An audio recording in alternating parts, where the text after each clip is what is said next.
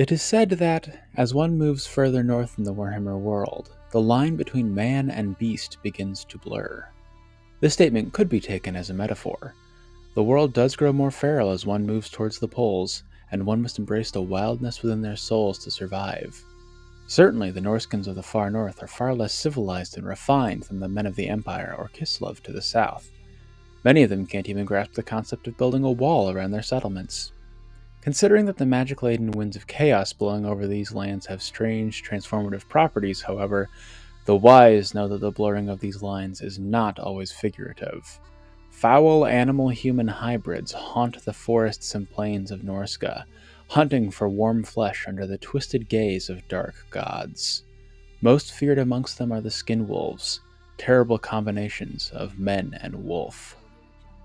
Skinwolves are created by prolonged exposure to chaos or witch curses, making them relatively common among the tribes of Norsca, Hung, and Kurgans to the north. They are not exclusive to such regions, however, and some can be found in the bone hills of Astalia or the dire fens of the Badlands. Wherever chaos can sink its claws into the world, skinwolves might arise. It is unclear if one must already possess the taint of chaos in their souls to become a skinwolf, or if even the innocent can fall prey to this curse. In their human form, skinwolves appear as mostly ordinary, if half feral, people with extreme appetites. Lurking within, however, is a terrible beast. The hidden taint struggles to escape, constantly pulling for release. Only through complex rituals of blood and sacrifice will the wolf within finally be allowed to roam free. The transformation they undergo is not some simple distortion of mind and body, however. Instead, the human form begins to distort and bubble as if a giant parasite is hiding just below the skin. Some monster pushes against the human's belly, tearing at its fleshy prison with teeth and claws. At the height of this display, a wiry, anthropomorphic wolf bursts forth from its human shell, leaving nothing of its former body but shredded skin flaps and bloody meat chunks. These discarded body parts hang from the skinwolf's form, giving them their name. Once they've escaped from the confines of their human form, skinwolves are a terror to all who encounter them. They possess a ravenous hunger akin to the hideous crypt ghouls of the vampire counts, hunting men, dwarfs, and orcs with equal ferocity. Not even the dreaded warriors of chaos can easily press them into service, relying instead on powerful magic to bind them to their will. The wizards who do so often regret it, as even the smallest errors in the binding process are inevitably deadly. That is not to say that the skinwolves are solitary beasts, however. Like their animalistic counterparts, they will often form small groups bound together by kinship and shared devotion to the dark gods. These packs will descend upon armies and towns, feasting on their flesh and bones with terrifying gusto. In battle, skinwolves are nearly unstoppable horrors. Their skin and muscles constantly shift and contort with unrestrained chaotic power, quickly knitting together even mortal wounds in seconds. Only fire can slow the process long enough for an opponent to deliver a killing blow. As if that wasn't enough, a skinwolf's twisted muscles allow them to gallop as fast as a barded warhorse, and their natural weapons deal grievous damage to both men and monster. It is when the skinwolf catches the eye of the dark gods that they become truly deadly, however. The blessings bestowed upon them depend on the deity they impress. For instance, a skinwolf who receives Khorne's favor becomes as strong as a troll, while one who impresses Slaanesh becomes supernaturally swift in combat. It is a bold foe indeed who actively seeks out one of these god-blessed monstrosities in battle. The only way for a skinwolf to revert to its human form is for its hunger to be satiated. This takes a large amount of meat, preferably taken from sentient individuals. When they have eaten their fill, the flesh of the wolf will collapse, and its human form will crawl forth from the mound of ruined meat like a newborn baby.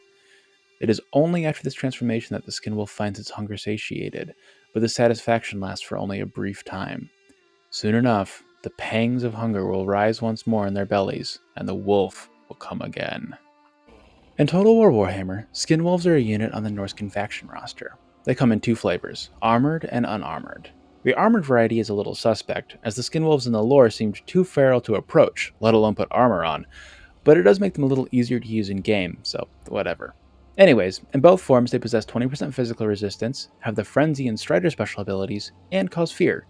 Just like in Tabletop, skinwolves are very fast, clocking in at speeds similar to heavy cavalry on the Empire and Bretonnia army rosters, though the armored variant is noticeably slower. They have a gigantic bonus versus large of 30, which seems odd, as what little is written about them suggests that they prey mostly on humans, not monsters. This was likely added because of Norsca's focus on monster hunting as a faction, so from a gameplay perspective, it makes total sense.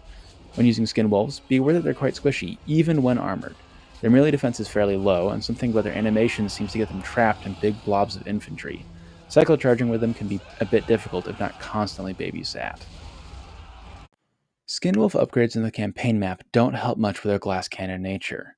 Their red tree upgrades improve their melee attack and weapon strength, with their advanced red tree upgrades doubling down on these bonuses, as well as a charge bonus.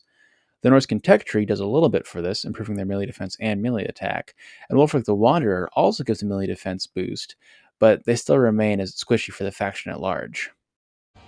There's also a regiment of renown unit of armored skin wolves called the Maws of Savagery. If I can find some primary sources on these guys, they'll get their own video later on. But their only distinction from normal rank 9 armored skin wolves is the possession of the Vanguard deployment ability and having more armor piercing damage. They also have one less melee attack than a fully experienced armored skin wolf. I'm personally not a huge fan of skin wolves as a whole, but I also don't play a lot of Norsca, so I might just not be familiar with how to use them properly. I just can't get these glass cannons to work very well. And that concludes our overview of the monstrosities known as skin wolves in our Monsters of Warhammer series. It also concludes our Spooktoberfest activities for the year. I know skin wolves aren't undead, but werewolves are just such a classic horror movie monster that I couldn't turn down the opportunity. Apparently, it was also Dog Week on the channel, as we opened up this week with a dire pack. That was not intentional, but I certainly won't turn down a themed week in an already themed month. I hope all of you enjoyed hearing about the Monsters of Warhammer.